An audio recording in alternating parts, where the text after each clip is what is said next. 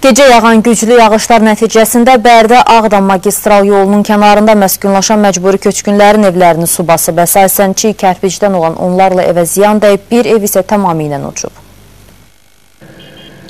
Tərtər rayon Mamırlı kəndi ərazisində məskunlaşan Ağdamdan olan məcburi köçkünlər bu vəziyyətlə demək olar ki, hər güclü yağışlar zamanı qarşılaşırlar.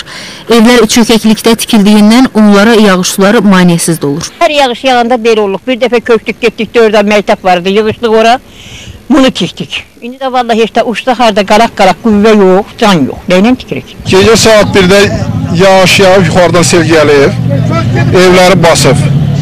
Səhər saat 5-də də ev uçub.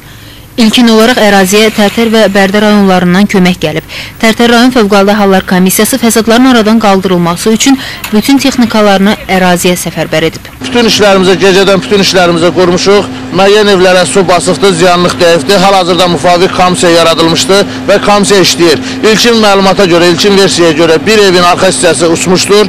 Hal-hazırda həmən evdən və digər evlərə də dəymiş ziyanlar müəyyənləşdiriləndən sonra müvafiq tədbirlər görüləcəkdir. Hal-hazırda çəkiliş, məlumat üçün bildirim ki, hal-hazırda çəkiliş apardığımız yer Tərtər rayon ərazisi yox, Bərdə rayon ərazisidir durduğumuz yer. Amma buna baxmayaraq biz ilkin olaraq Tərtər rayonuna məlumat verildiyi üçün biz ilkin olaraq saat 3-4-ə 5 dəqiqə işləmişdən texnika cəlb etmişik və burada işlərimizi qurmuşuq.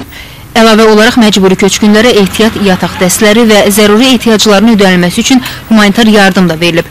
Hazırda məcburi köçkünlərə dəymiş ziyanın miqdarı hesablanır və vəziyyətin tezliklə normallaşacağı bildirilir. Günəş Ahmalı qızı Elnur Tofiq, Emin İsfəndiyarov, Lider TV, Tərtər, Mamırlı.